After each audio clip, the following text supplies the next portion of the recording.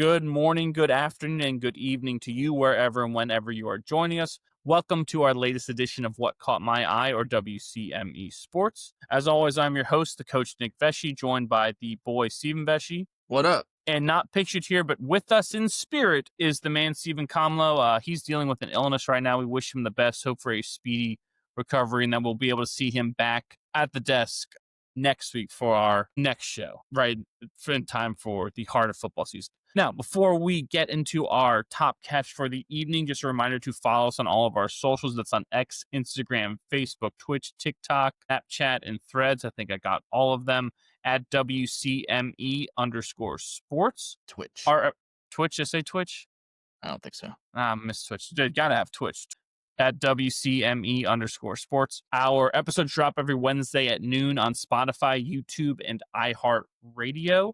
And all that information can be found on our website, WCMEsports.com. Now, without further ado, we jump into our top catch for this week. And this week we went with the BMW Championship, played at Caves Valley, just outside of Baltimore in Maryland. Beautiful course there. I don't think it's ever been played there before. Like the BMW Championship, I believe, does wind up bouncing around, which is interesting. Most tournaments, you see them play in the same spot over and over again. I feel like this tournament at one point was played in Colorado. It's kind of a big deal to have it in like that DMV Baltimore area to get. So why is that? Is it BMW's largest dealers, or I think it's a BMW thing that because they have a massive like dealership, or I think it's like a BMW, like I don't exactly know what's called, but there's a huge like site that they have in like between Greenville, South Carolina, and like Atlanta, or in Clemson. I think it's like between Greenville and Clemson. Just massive BMW site that I think is like a test track and maintenance and all this. Like, yeah, that might be their North American headquarters, to be honest. I feel like I've heard that before. Like it's their biggest manufacturing spot to put things together. But we digest here. But the BMW Championship, it's the second leg of the FedEx Cup playoffs. Surprise, surprise. World number one, Scotty Scheffler, the hottest thing right now, almost in all sports. He came with the victory. It's his fifth PGA Tour win of the year, but this time he came from behind. He started the final round, I believe, 4 shots behind Robert McIntyre, or if he didn't start it at one point, he was 4 shots behind, and he was able to come back and win by 2 strokes. Bobby Mack shot a +3, wasn't happy with himself. But Scotty finished at -15, shooting a final round 67, 3 under. Only Maverick McNeely and Xander Schauffele shot a better final round on Sunday. But the highlight of this was his miraculous 82-foot chip-in birdie on the par 3 17th, the hardest hole on the golf course, by the way, as well. And it didn't necessarily guarantee, like it wasn't a chip in to win, it was over, but it all but secured that victory. And it's now an iconic moment in his career highlight reel. We're going to be seeing that shot the same way we see. I think Tiger had an iconic one at the Memorial to win like a tournament, like the 16th hole. Obviously, the one at the Masters. The one that Vern hanged. Lundquist. Yep. And this was reminiscent of that. Obviously, again, it's not at a major, but it's still a big time tournament, right? There's only one more tournament this year, and that's the Tour Championship next week at Eastlake. So this had as big a ramifications as you could have outside of a major championship, and had that drama of the roll. I mean, that thing, you watching that go down the hill, like it's going to stop. Oh, it's going to stop. Like, 7 feet short. That's a great shot, right? No, it just keeps going. And just on its last roll, that little bit of magic, like that Tiger magic, that Scotty magic, allow that to fall in. And even Robert McIntyre's looking like, what the hell did I just watch? This is not real. People don't do this. But yet he did again. And it's amazing. Before we get into more of it, just a couple cool Scotty, one cool Scotty fact here. He's the first player since the aforementioned Tiger Woods to win 5 or more times on tour in back-to-back seasons. Tiger did it. This is the best one. He did it from 05 to 07, so that'd be 3 years. And he also did it from 1999 to 2003. So he literally, right, that's 99 to 07. That's what, how many years is that? Like an 8-year, 9-year stretch? Because if you count 99, right?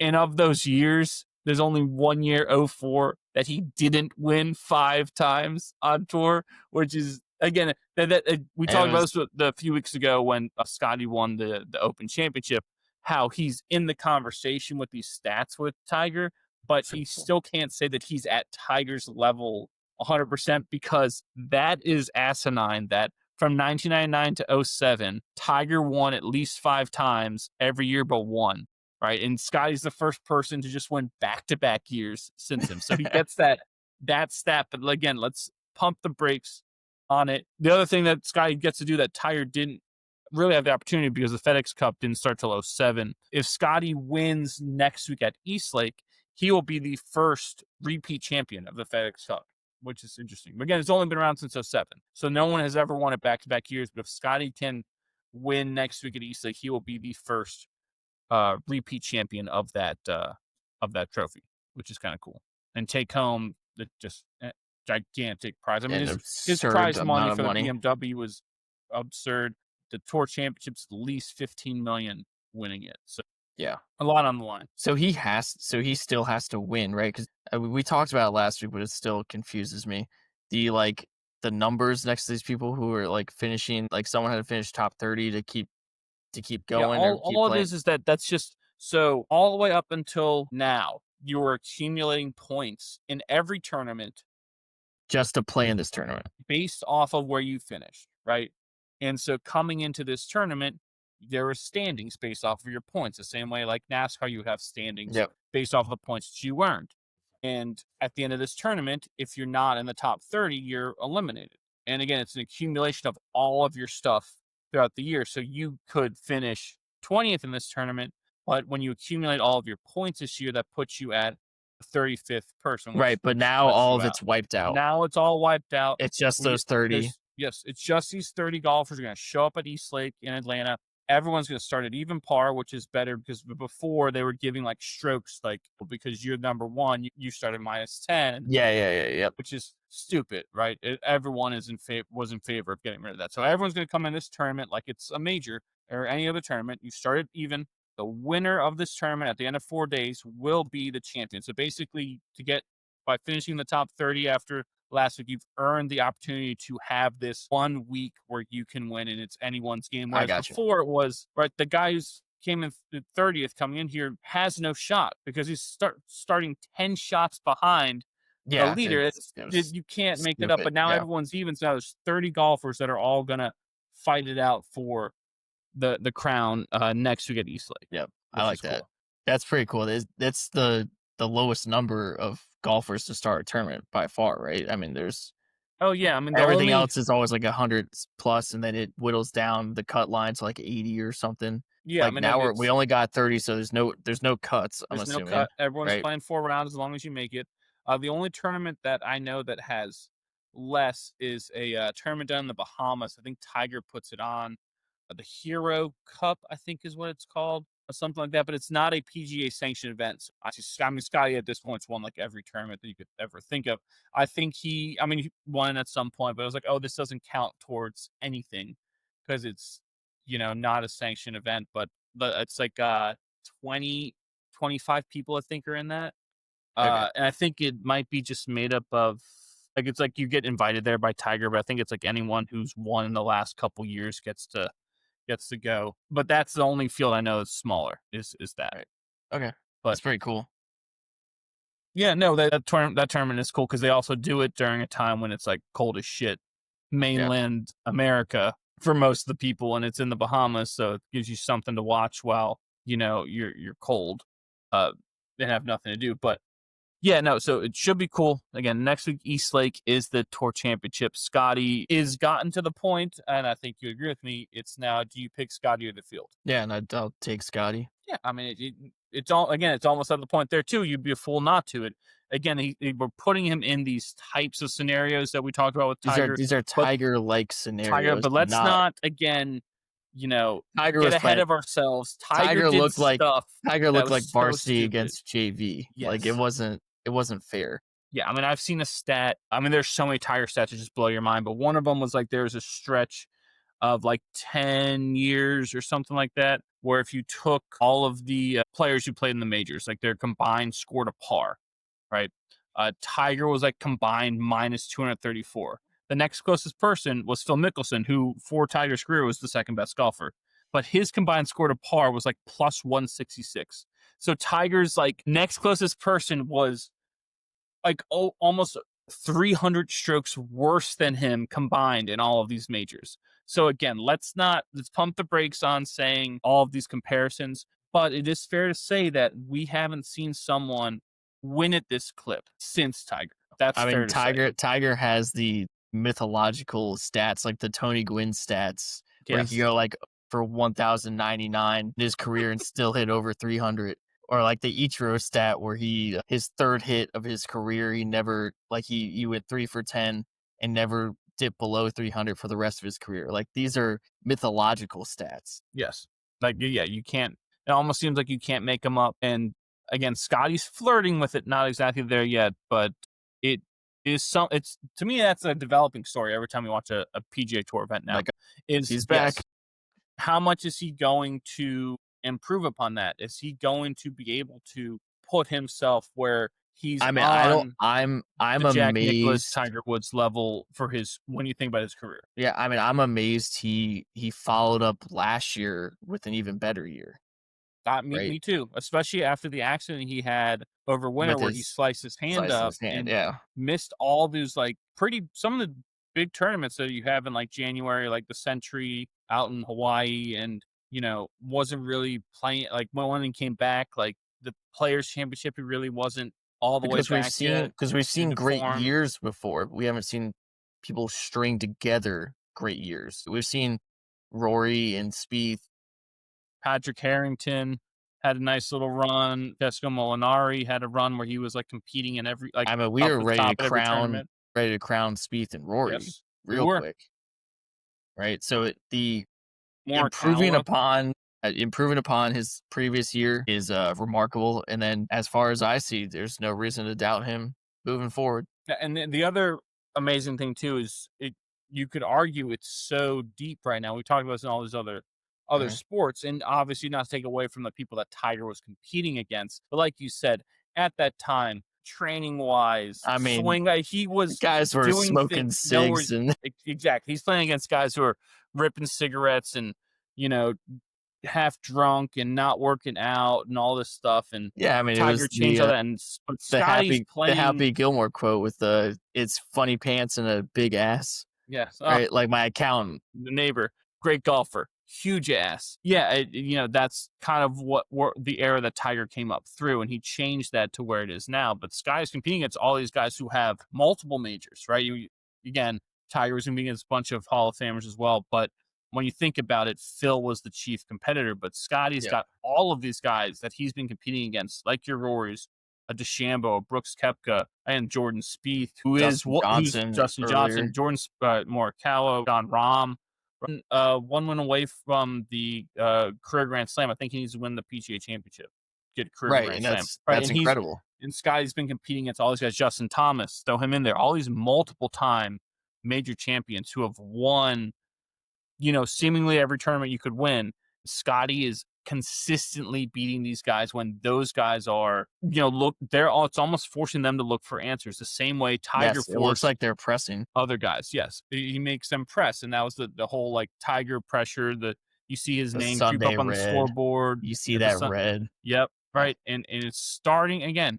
Not there yet, but we're starting to get to that point where again it's Scotty or the field, and it's you see Scotty's name up there, and it's over because they're all gonna fold. Does Scotty need to wear something every single Sunday now? I don't know. I don't think so because then it feels like he's stealing someone's He's trying to stick. force something, yeah. But that would be funny if all of a sudden Scotty He just just starts just wears, wearing like, Texas green or orange something. or Yeah, whatever. the rust orange, yeah.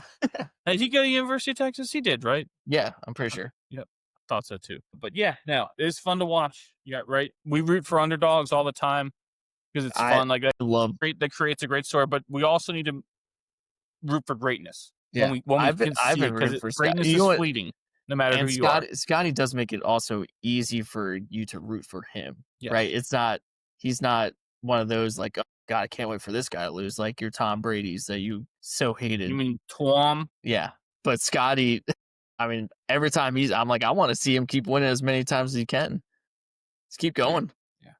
It is cool. It's good to see. And it's good. Again, they say, well, is it good for golf? Because he's not like a I loud love it. person. it's good for golf because it's showcasing, you know, how good you can be at this sport and how good these players are.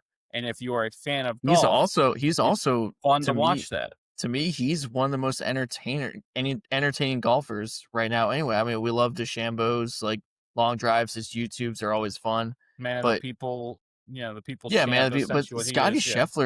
The way Scotty Scheffler plays golf is entertaining, right? He's never really the man the fairway the most, right? The ball, like his scrambling is the best on tour by He's far. best ball striker. He's got the unique shuffle that everybody loves, right? I mean, there's a lot of things to be entertained about. Like you put on, I mean, Heath, like, is it entertaining? Maybe when he gets pissed off at the fans or Yes. something. That's But that's your entertainment, yeah. And also you alluded to Happy Gilmore. Scotty was prominent in Happy Gilmore too. And if you ask he's Christopher great. McDonald, aka Shooter McGavin, he thought he was the best non-actor there. That he was like, Scotty could do this if I he wanted to. did have a soft spot for Zalatoris in that though. Zalatoris was great. I thought he You was the best. cannot forget that the way they put him in there, and he did do a fantastic job of playing that hilarious role of his former caddy. Is great. Anything to add about Scotty before we move on, boy? And now I expect to see him at the top of the leaderboard this Sunday. Yep, strokes or not, I agree. Moving on to our 3 strikes this week. Boy, you had did Kamala transfer over that strike, the fastball coming in? Oh God, it's got to be in here somewhere. You gonna play the dead air then? I might as well just play the dead air at this point. I don't know if I have no idea where the strike is. Hee-haw! Dead air. Thank you, Frank. I don't know Okay. what he has it labeled as. I might as well just go with the go-to always sunny quotes because that's all we're good for nowadays anyway. Boy, would you like to start us off with strike 1? Huh! Yeah, sure. Let's get into it. As you may or may not know, this upcoming Saturday is the start of college football season. And to kick off the college football season, as they've done the last few years, the first game is in Dublin, Ireland. And it is the first time the Big 12 is in this game. It is between Iowa State and Kansas State, or more colorfully known as Farmageddon. Yes. Now, if you're on the East Coast, which all 20 of our listeners are, you may not know what Farmageddon is.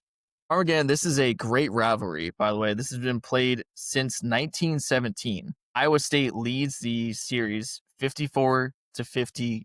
So there have been 4 ties, but this is basically your equivalent to your Commonwealth Cup, your backyard brawl, like these local rivalries. Midwest is a little bit larger than the East as far as distance travel between some of these teams, but this is equivalent to those. So with Farmageddon, they typically play this game during rivalry week, which is the last game of the season. Interesting to see them play in Dublin. We can get into that later, but let's preview the game a little bit, because if you don't know anything about Iowa State or Kansas State, which some might say, why would you? Well, these teams are very, very good.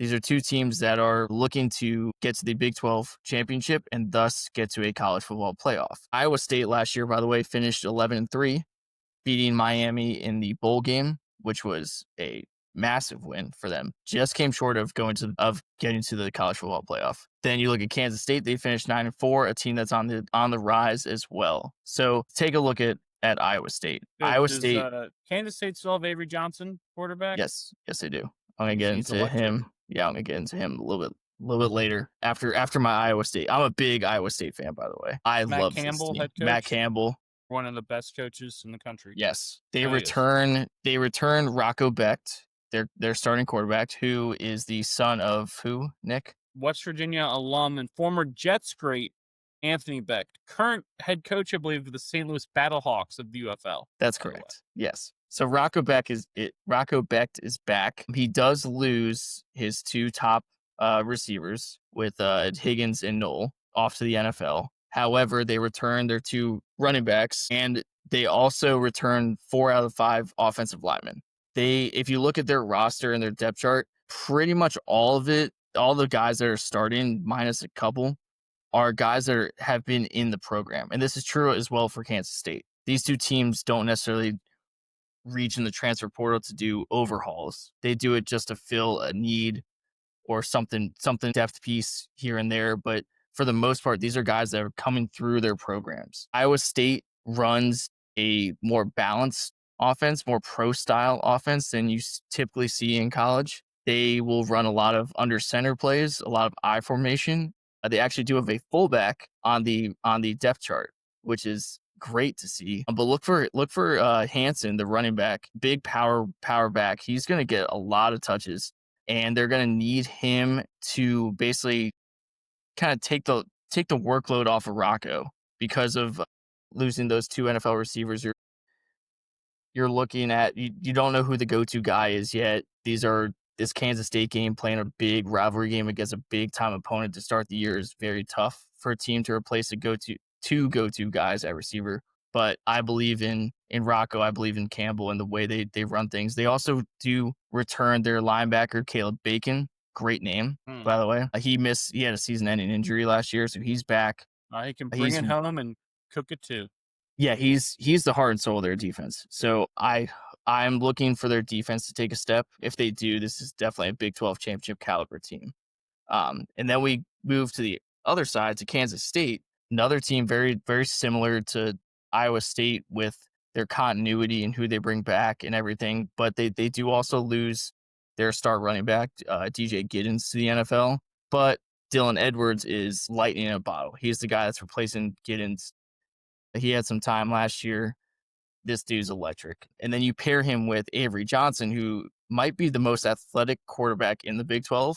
And that includes Jalen Daniels and Sawyer Robertson out of Baylor. But Avery Johnson, I think, might actually be the most athletic, and they run him a lot. Their team, if you look at their stats from last year, they actually had more rushing yards than passing yards. They're run first by far. Well, But they I would also expect nothing less from them. Coach Klein, is that to not to be confused with with Optimus Klein, or Mr. Coach Klein from the Water Boy. But yeah, Coach Klein coming from North Dakota State, I believe, is where he was before. Yeah, Should be no always gonna, surprise that they're going to run the ball. yeah, and they're always going to be good up front. But they do run out of shotgun. Every play's out of the gun, right? Very different from Iowa State. Iowa State's going to go under center, run some play action. Kansas State's going to run that more modern college read option a lot. Which makes sense when your quarterback is when that your way, quarterback you is get him out in space, yes.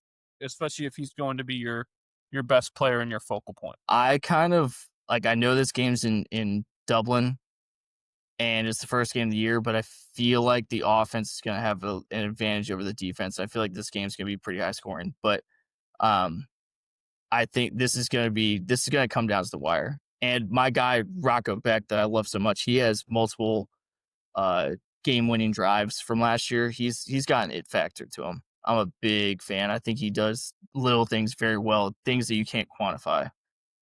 And yeah, so that's my little preview on Farmageddon, which arguably is the best rivalry name in the history of rivalries. It's pretty great. It's so awesome. Yeah, it typifies those schools and the culture and where they're from in that part of the country is so amazing that they call that Farmageddon and that we get to watch it. Like you said, it's a great way to start off college football season. As a college football fan, it's really cool to see this game in Dublin, right? I'm gonna get myself a 8-pack of Guinness and have myself a time. However, also as a college football fan, the games need to be on campus. A game of this rivalry, of this magnitude, it needs to be on campus. And what sucks is that I believe this would have been a home game for Kansas State this year. I believe their last year's game was in Iowa State. I want to say, if you're a Kansas State student or a guy that works on the farms out there in Manhattan, Kansas, and you want to go to a game, you just lost one of your 6 home games to Dublin, Ireland.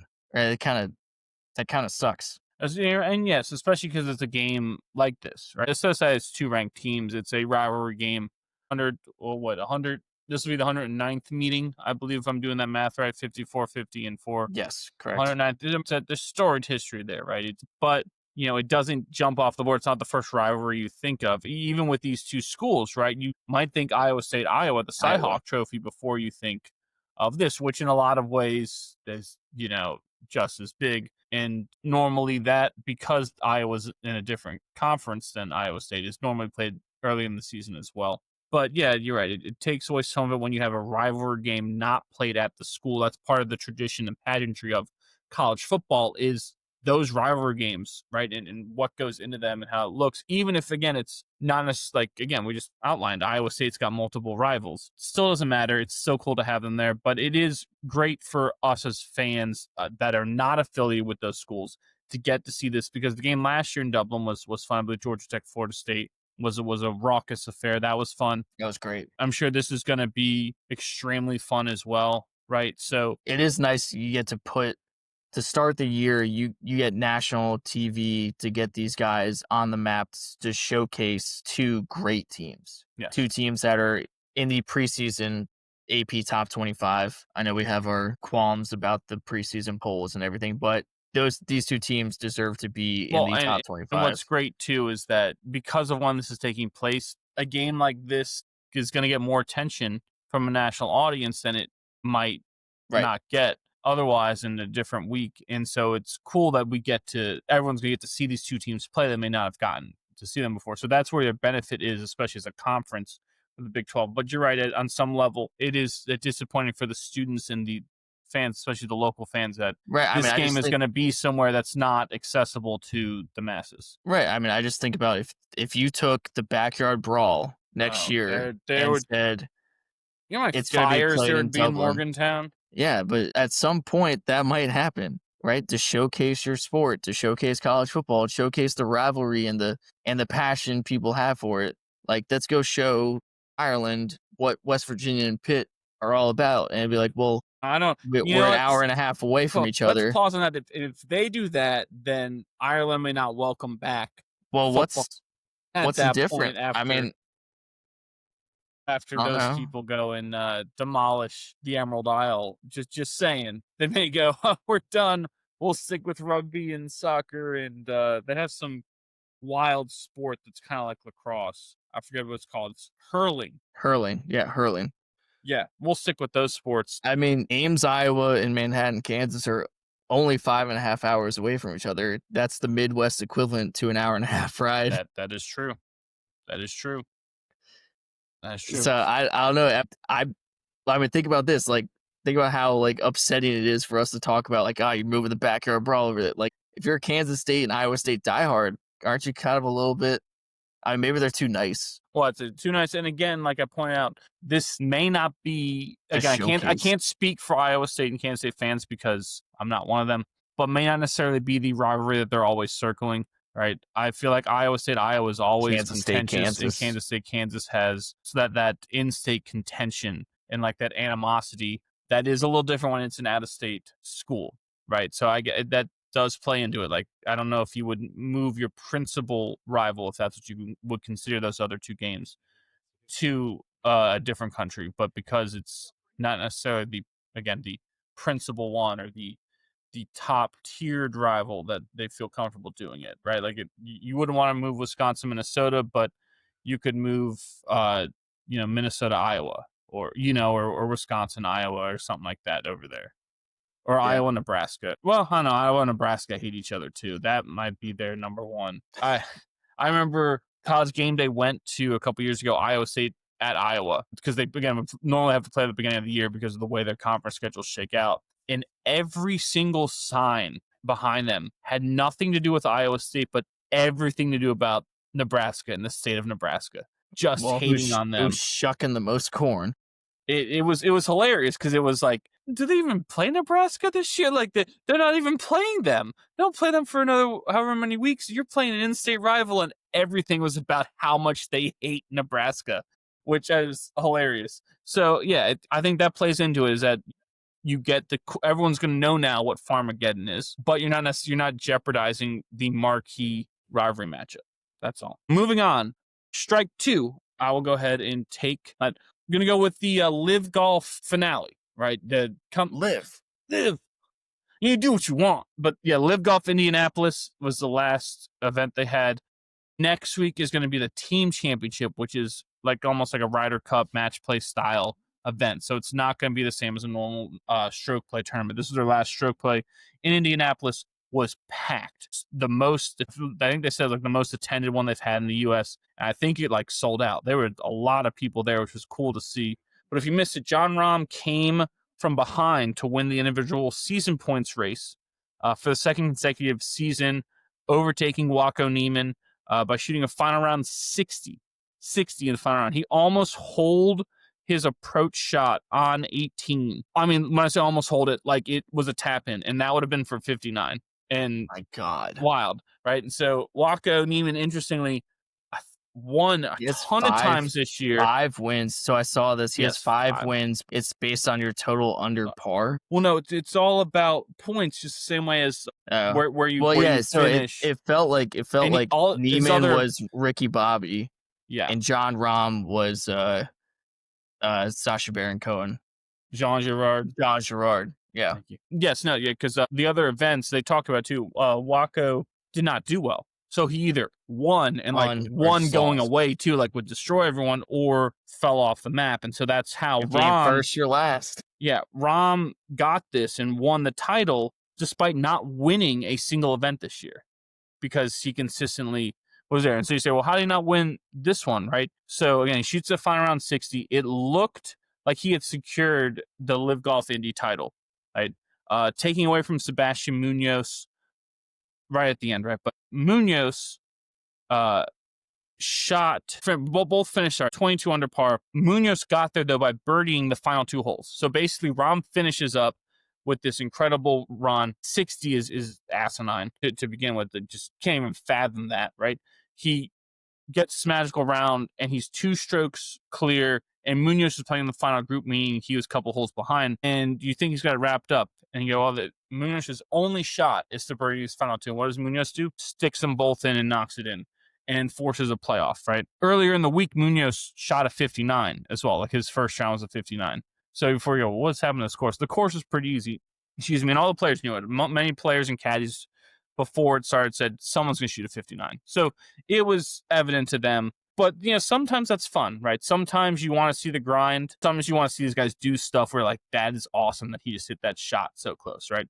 And this was one of those times. But the interesting thing about Munoz is 59. He's the first player ever to shoot a professional round of golf, 59 or better, while also recording a double bogey in his round. He double bogeyed a hole, but still shot 59. When you think about that, that is remarkable. How many eagles did he have? I think I don't know, but he had a stretch. I think he birdied 13 of 14 holes at one point. Shit. Yes. I want to say he birdied 8 straight holes at one point. Go ahead. It feels like the course was playing pretty easy. Yeah. Do we like that? Do we like seeing the pros just rip apart a course, or do we like the U.S. Open bloodshed? Sometimes I think it's fun to have. It's fun. It's kind of fun to if see. If it's always the easy, then it's annoying. Then you start taking it for granted, Yeah. And you don't want that. This is just a reminder of how good these guys are. Right. Like when they every so often you need that reminder. Favorable conditions in a easier course or whatever, and they just rip it apart. Yeah. It is fun. I kind of like it. But again, if that's every week, it's kind of like you go. It makes it a completely different sport, basically, right? If that's what it is every week. But having it every so often, right, is fun. Anyway, these guys just tear this place apart. It's sometimes pretty awesome. Get to the playoff, going to play 18 again. What is also cool about 18 is from where your landing spot was in the fairway, they had a giant video board over there. So Rahm's shot that he almost hit, because it's a hole where you're hitting up a hill, you can't see it on the green. So he hits his shot and knows it's good, turns to the video board and watches his ball spin back to like cool. 2 inches from the hole, which is pretty awesome. Right, and so on you play 18 again, same scenario. Both guys hit their drives in the fairway. Rahm goes first, does not stick his as close. It's still a good shot, but Munoz sticks his probably within 10 feet. Rahm misses birdie. Munoz buries it. to take the Live Golf Indy title. I believe Munoz finished fourth in the final individual standing, so he had a pretty good year as well. But other thing of note, which is very, very interesting, and we talk a little bit about this. Live has a relegation system. So basically what it is if you're in the top 24 of the individual standings, you are locked in, you're good. That means you're not going to change teams. You don't have any threat to being dropped, and you're set. Positions like 25 through 48 are in what they call the open zone, meaning your team can trade you, they can get rid of you completely, they can release you, right? Or you could stay on your same team. Then spots 49 and below, which is about 6+ people, you're relegated and you're out of Live Golf. Like you'd have to like work your way back in or go to a different tour, right? And the drama that happened was it basically came down to Ian Poulter and Henrik Stenson for the final Oh, spot. wow. Yes. And Ian Poulter shot a 5-round-67. Stenson had multiple chances to, sink some birdies in his final holes and didn't capitalize. And that meant that Poulter finished in that 48th and final spot ahead of Stenson by 0.39 points. And Stenson's now relegated out of Live Golf, which is tough and rough. And a couple other notable names that got relegated: Andy Ogletree, a decent golfer, a million golfer, but Mito Pereira, Yep. a Okay. younger player, the guy who he had the PGA Championship at Southern Hills and hit that disastrous drive that went into the creek, and Justin Thomas completed his comeback as a few years ago, probably 4 years ago at this point, but 3 or 4 years ago, yeah. But that's the other drama there was that you're watching, and it's kind of was wild to watch, right? You're so used to, oh, we're only going to show like the top 3 or 4 guys hitting their Yep. shots, right?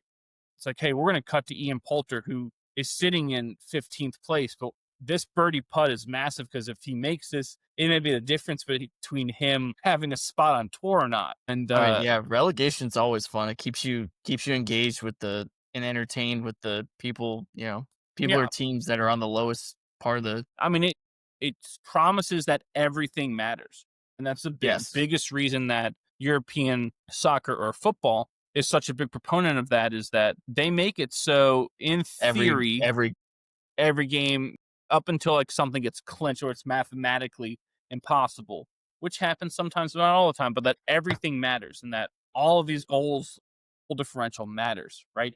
This makes it so in Live Golf, every stroke you have matters because it's going towards your points. And that random hole you played in Live Golf Virginia and in Gainesville that you blew up on, in theory, could be the difference between you having a spot and not. right. I like it. Which, yeah, I do too. It's But fun. that was fun. The team championship, like I said, is going to be in Michigan this coming weekend. So that's fun to watch. Like for most, especially American golf fans, they're harder to adopt that and be on board with what Live does. But at the end of the day, it's a cool thing to see these guys play some of this match play or like foursomes type things that you don't always get to see outside of Ryder Cups. Right. I did also see Tyrrell Hatton's team, which I believe is also Rom's Yep, team. Legion 13. Yep. At the party hole, they were playing "I'm a Little Teapot" when Tyrrell Yes. Hatton was So the way on the that tee box. on the party hole, all of your teammates got to pick what your walk up song was, and you didn't get to know what it was. So you got up to the hole, and he gets up to the hole, and they go, That's "Oh," great. and Tyrrell Hatton and starts playing "I'm a Little Teapot," and I got to be so hard to hit that shot. He had a decent shot. It wasn't the best, That's but it fucking was great. hilarious. Yes, fantastic, good stuff there. Last strike. Gonna go with the Seattle Mariners. Got a couple things here with them. They're playing good ball of late. They were one of the clear winners of the trade deadline with their acquisitions Suarez. of Eugenio Suarez and Josh Naylor. I hardly know her. Filled needs, both lefty and righty, power bats, average, all the things that you want and that they need. In that, in a lot of ways, made their lineup the best lineup that Seattle's had since those Griffey Ichiro days. Really. Yeah. Right. And so Provides your Cal Raleigh with some protection. yeah, I mean, then you think about who you got: Cal Raleigh, Julio Rodriguez, Randy Rosarena, both all stars. Now you throw in Naylor and Suarez, and J.P. Crawford's still in there. He's mostly there for glove, but he's still a capable hitter. You've covered up a lot of holes that you didn't have. I think Mitch Garver DHing, I believe they have, who's He's very got some underrated, pop. Yeah. hitter, right? You've got a ton there, right? And that's something that hasn't always been there for Seattle, especially because most of the time you're talking about their pitching. But a couple cool things here. Cal Raleigh's the first catcher, I'll see if you know this, with back-to-back 100 RBI seasons since who? My first guess was Mike Piazza. You're correct. Mike Oh, Piazza in wow. 1999 and 2000. That is amazing. Yes. So Joe Mauer, well, he wasn't a big power guy. Still hit for such a high average, you would Buster think. Posey. Yep, Buster Posey. Nope. None of these Wow, guys. that Salvador Perez. was Pudge around? Was Mhm. Pudge before? I mean, He was no around. I mean, Pudge? his best days were a little before Piazza, but or Piazza did that, but still, when you do think about it, it's Yeah, no Sal 25 Perez. That's years. No one has wild. done what Cal Raleigh I mean, just did. that's such a hard position to be offensively good and consistent at. Especially and to be consistently on the field too with the stuff that you Yeah, take and the so pounding. yeah, in order to have 100 plus RBIs, you gotta play at least probably, 130, 130 Exactly. games or something, right? Like, Yeah. to play that many games as a catcher in And you back-to-back have to be that years productive and too. then be productive, and yeah, that's incredible. Again, I feel like Mike Piazza does not get enough credit when you look at some of these things because the knock on him was, oh, he's not that great of a fielder. But if you look at a lot of fielding metrics, they really don't rate him nearly as bad as what the perception was. And I think with him, it comes back to something we've talked about with sports is he got labeled. Yes. He's like the lowest round draft pick to ever make the Hall of Fame. So he's labeled as a nobody, right? And that I think still carries with him. When you look at his accomplishments, he needs to be up there when you consider the best catchers ever, and he's never brought up with that. But then when you hear things like this, and again, you look at what the modern defensive metrics, which are flawed in a lot of ways, because we've talked about this with our father. Defensive metrics rate Don Mattingly as a poor defensive first baseman, which anyone who watched him play, and even all of his peers, would say that's the most idiotic thing I've ever heard. That guy was such a good fielder that as a lefty, he played multiple games at third base. That's how good of a fielder and athlete Don Mattingly was, right? So again, you take those things with a grain of salt, but these same people who are pointing towards metrics, are also the same people who are knocking Mike Piazza for certain things that there's really nothing to knock him for when you look at that and you factor those things in. Yeah. So again, just puts in perspective Piazza's career, also puts in perspective what Cal Raleigh So is doing. if you look at Cal Raleigh right now, since he became a full-time starter in 2022, he's played 119 games. That was his first year. Then 145, 153, and now he's at 124. Posting up And every day means there's something. yeah, that's incredible to do that at that position. I mean, how many games does Seattle have left? Like around ish, probably. No, it's not that. It's not that many. I was looking at the Yankees schedule. All right. Well, it's got to be Probably 30, like 20, 30. 20, Okay. 25, Let's if see that. what. Yeah, I'm But trying to yeah, get no, their it does. standings. It is very notable. Raleigh's set to To break play, the I mean, to play 153 out of 162 last year. yeah. Yeah, Raleigh's set to or sorry, uh Raleigh's set to break Sal Perez's mark for most home runs by a catcher in a season, which is I believe Sal's at 48 and Raleigh I think is Is already at at 47. 47, Is at right? So 47. he's on track to do that. Really putting together just an incredible career, go down as one of the best ever for a catcher.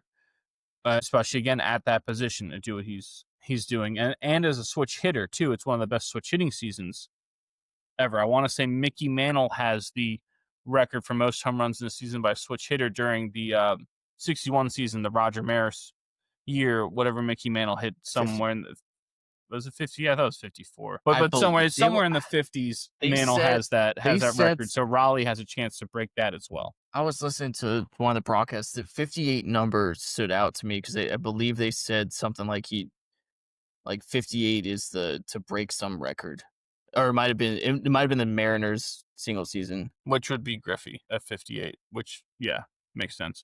But no, still an incredible year.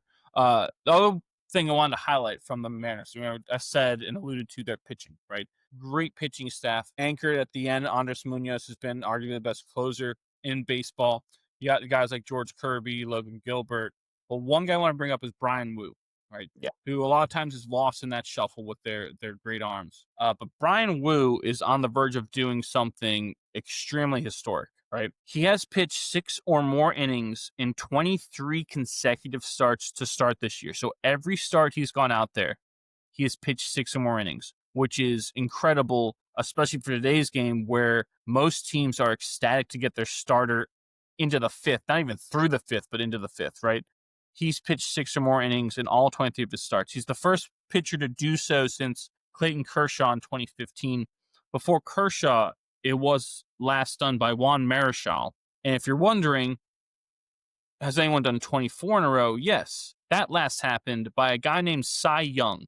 So Brian Wu, if he can get through his next start, So 6 or more innings, he will tie Cy Young did for he being pitch able to get today? that. I thought he pitched Because he's Friday. got on his stats, he's got 24 games, 24 starts. Oh, so maybe he is pitching. I thought it was Friday he pitched. Saturday, Sunday, Monday. Maybe he must have pitched Thursday then. But yeah, pretty amazing. He was an all-star, rightfully so, but a name again that you don't always get to see mentioned with those arms out there in Seattle, but who absolutely deserves, you know, some talking about.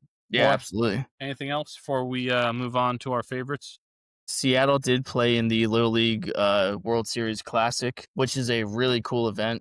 As much as we're not the biggest Little League World Series fans, but this game to bring in the big leaguers, to have a small venue, and to have the Little Leaguers that made the World Series, like they're the only ones in the stands. It's the Little Leaguers and their families are the only ones in the stands to watch, the Mariners and Mets play, and that's incredible. It's basically it feels like a small minor league stadium, but you're watching the best players in the world, and you're right up there. That is like you get to talk to the players, you get to get some autographs, take some pictures, ask questions, just hang out with them. It's that feels like such a cool experience, and it's such a cool thing that baseball does, and baseball is just full of these emotional moments. It's how can you not be romantic about baseball? Yeah, We don't say that about cue other the music. sports. Yeah, yeah.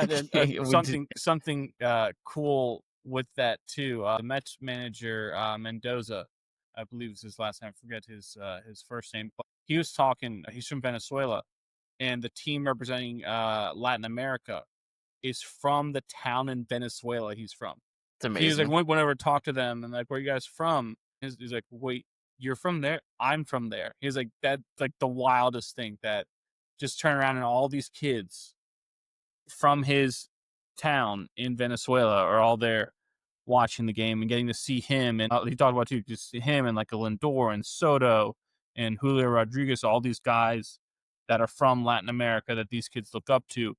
It was like he was like, "It's such a cool thing that like Yeah, that's my town right there, just sitting there." And he's like, "I didn't even know," and I thought that was very cool. it's amazing. And Cal Raleigh also had his special chest protector, which was it was all of his teammates' little league cards. Because like when you play little league, you take the picture, right, and it looks like a Topps baseball card, right? It's got your little like height and weight on the back and what position you play and everything. And he took the picture of all his teammates' cards and he made it into like his design on his chest protector. I thought it was really cool. Yeah, yeah. And I guess we do have to shout out the Fairfield, Connecticut team and the couple Paisans on there. I think both of them were asking questions too in the broadcasts. I actually think their names are Luca and Joey. Nah, where did that come from? I know. Tell me you're Italian without telling me you're Italian, right? Yeah, hilarious. Right.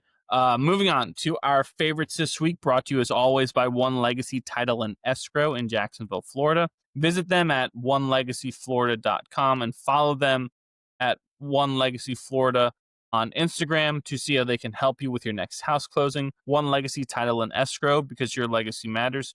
And this week we went with our favorite baseball managers of all time. Boy, So I've got one honorable mention for this one, and it's mostly because I just like hearing Larry David as George Steinbrenner say Billy Martin. Billy Martin. Billy Martin.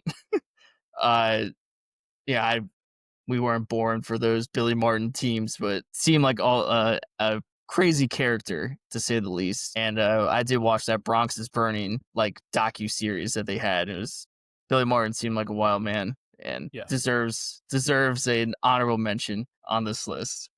Number 5, another psychopath, Bobby Cox. Most ejections ever. God, you gotta love it. Known for the Atlanta Braves, does have 2 World Series titles. Probably should have had more, Does but he have Bob, two? yeah, he's got one with I think like the Yankees or something as like an assistant or something. I think I don't know if he was the manager, but Right, he's got the one. those Braves teams should have had more. If they didn't, they're just the Yankees of that time stopped them, and a Yeah, couple just things that the roadblocks. Like I mean, losing to the Padres that one year, like that's inexplicable. But that, yeah, probably should have more. But you're right, at least he's got one. at least he's got one, and those teams are always, you talk about the star power and Glavine, Maddox, Smoltz, and Chipper and Andrew. It's just right. You're surprised they didn't win more. Moving on. Number 4, Dusty Baker. Dusty Baker is just there's something about the toothpick and everything in the stance and staring down some umpires every now and then. And mostly known for the Chicago Cubs. Dusty Baker was always like an iconic manager. Always someone that you feel like you would like have fun playing for. Number 3, I think he's the most underrated, and I think this is probably because he never really got a big shot to be a manager until I think this year, really, and unfortunately had some health issues this year. But Ron Washington, kind of always been an assistant, I but remember those Texas teams, boy. yeah, those Texas teams are He great. was the manager of those Josh Hamilton Texas teams. Oh, okay. Um, but he just seems like he's like develops players the best and gets the most out of his players. And if I absolutely love uh his fielding drills that he does and takes the time out. Like he is just a baseball junkie. I think that's my favorite part about Ron Washington is that he will like I remember the All-Star game a couple years ago taking the time out to work with Alonso at first base. Like he didn't have to do that. He has no affiliation with Pete Alonso to do this, but Pete Alonso probably asked him. He said, "Yeah, absolutely, I'll do it." Uh, but I think he's a baseball junkie and just will do whatever it takes to be on the field. Number 2, Buck Showalter, mostly for his cameos in Seinfeld. Oh, hey, Oh hey George. George, uh, Cotton uniform, son. Think you might have some maybe there. on something. Yeah, all of a sudden something's wrong with Tartable's swing, but he was able to turn around the Baltimore Orioles, and then of course the Orioles being a terrible organization, The he was Oracle gone. But awarded him by running him out of town. yeah, but he's always been such a great manager and always fun with those cameos. Number 1, Terry Francona. He's got to be my number 1. The Red Sox years, moving to Cleveland, now with Cincinnati, he's just does everything to make a baseball team a better baseball team, right? It's hard to quantify what Terry Francona means to a team. And like, I mean, there's been some stories, if you listen to some Millar stories out there of Terry Francona and the shit he would do for his players. Very big player coach, but I'm a big Terry Francona fan. I feel like every team he goes to immediately puts up like 10 more wins. That's my list. Yeah, I like it. So I have 2 honorable mentions just because of like a couple moments, iconic moments. Bobby Valentine, I have him on there because of the classic when he got ejected from the game, gets tossed, then puts on a fake mustache and comes right back in just sitting in the dugout until they finally caught him again. You talk about all-time characters. Bobby Valentine is an That all-time. was the Mets, The right? Mets. Yeah, I mean Yeah. that's was famous for those Mets teams, but hilarious there. Next one is Tommy Lasorda, Yeah, I was waiting for you to have. the legendary Dodgers manager. Iconic moment of him, the elation when they won that World Series in the 80s. I think the over the A's, I believe, is who that was over. But he's also on here because the memorable moment during the All-Star game when they let him come out to coach third base, and Yep. Vladimir Guerrero, who didn't wear batting gloves and just took hacks at the ball, swung, the bat came out of his hand and just drilled Lasorda in his giant beer belly and just toppled him over, is shown all the time during All-Star week, always, because it's one of those things you can't unsee this big old man just taking a tumble because this bat was flung serendipitously directly at him over at third base. So yeah, those two guys are there just for that. Number 5, I have Lou Piniella, Sweet Lou. Talk about I knew those two were going to be on your list. a nut, just fun to watch. And he felt like he demanded a lot of his players, and a lot of times I would say in a good way, that he was just such a fiery competitor and cared so much about winning in his guys that like, hey, this is how we're gonna do things.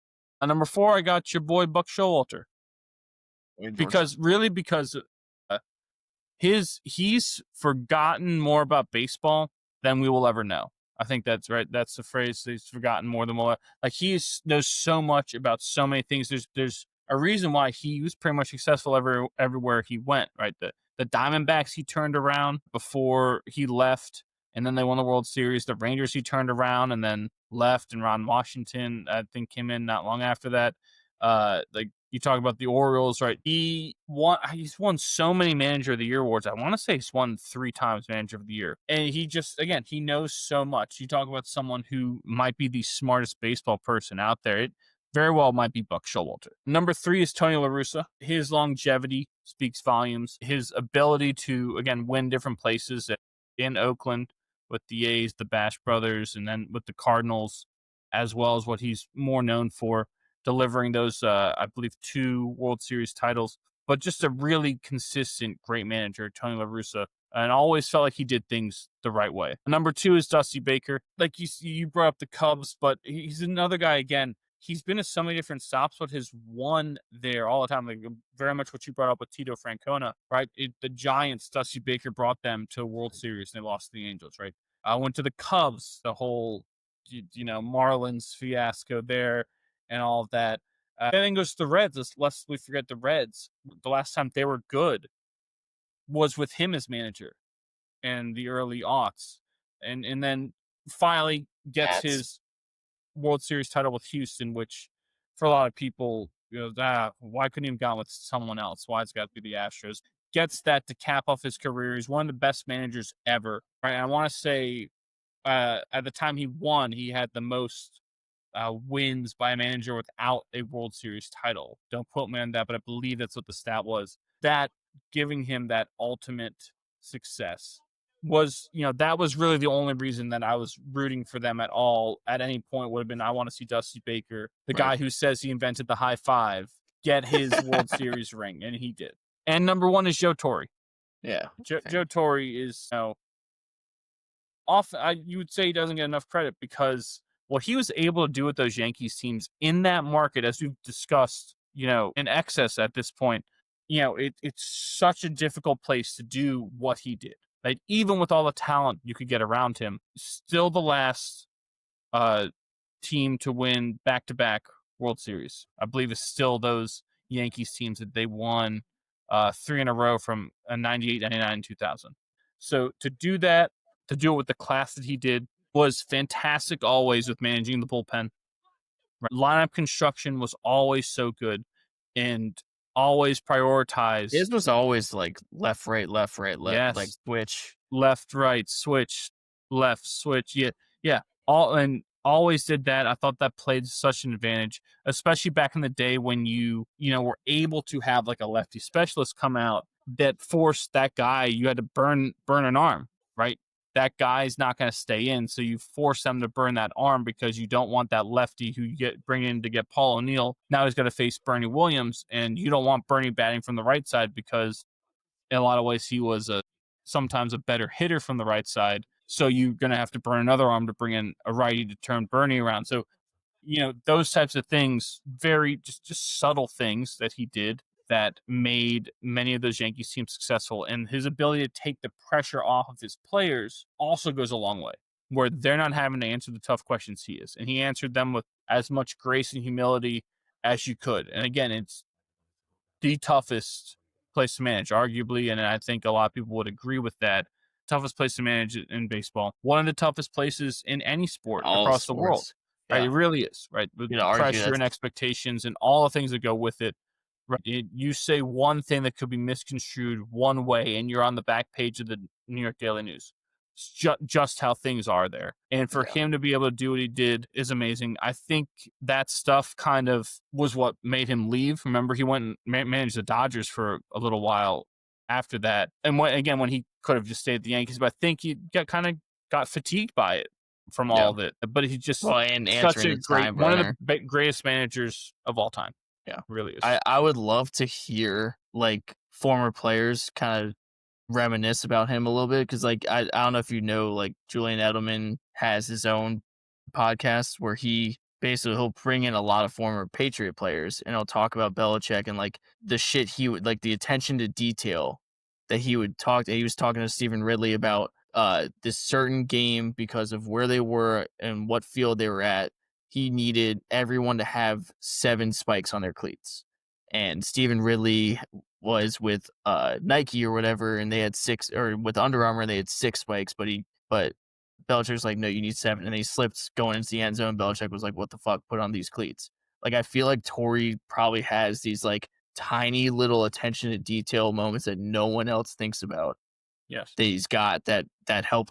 I mean, you don't win 3 World Series back to back to back by accident, right? Especially in the day and age you did so, where talent is spread as thin as it can get at the major league level with all the 30 teams. It's not like back in the Murderers Row Yankees days where just 8 teams probably 30 teams spreads your talent so thin. Yet to be able to do that, you're right, there's things that you're seeing that other people aren't.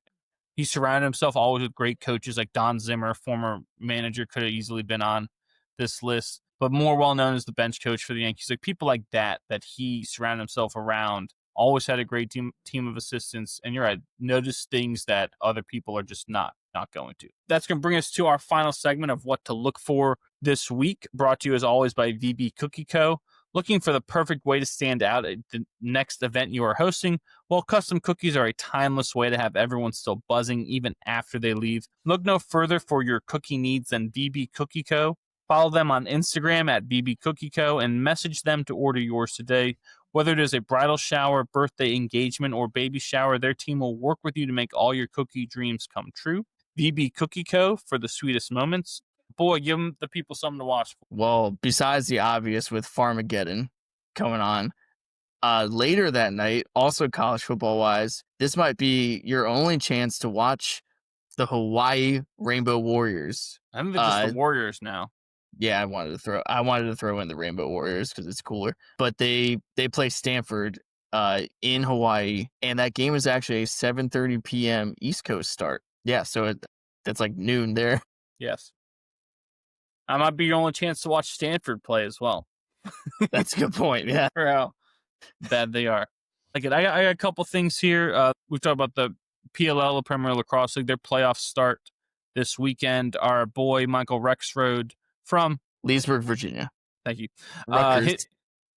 His New York Atlas will play the winner of the Maryland Whip Snakes and the Philadelphia Water Dogs as the number 1 seed in the East. Out west, the Outlaws, the number 1 seed. I forget the 2 teams that they'll play the winner of. Yeah, quarterfinals, and then you get to the quarterfinals will be played this weekend. So you go from 8, and then next weekend we'll have 4. And the other thing, just want to shout out Rodney McLeod from UVA. From UVA, safety at UVA, most well known for being a safety for the Eagles, also for the Browns, a really, really good player. He's going to make his broadcasting debut. He just got hired by ESPN. He will be the color analyst for the Tarleton State versus Portland State game, but he's going to be working on the ACC network, as that game, which has no ACC affiliation, will be broadcast on that network, I believe, this coming weekend. But after that, he'll be calling games on there. So good for him. And always talk about these underrated guys. He's such an underrated player. He was so productive at all these levels. So good for Rodney McLeod to be able to get that. Anything else for the people? Good at the cause. Nope, let's wrap it up. All right, so that's going to do it for us here at What Caught My Eye. For the boy, Stephen Vesci, I am the coach, Nick Vesci. Don't forget to follow us on all of our socials. That's on X, Instagram, Facebook, Twitch, TikTok, Snapchat, and Threads at WCME_sports. Our episodes drop every Wednesday at noon on Spotify, YouTube, and iHeartRadio.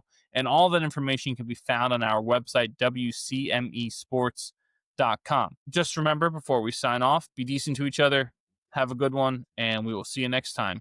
Take care, Guatemala. Never stop partying.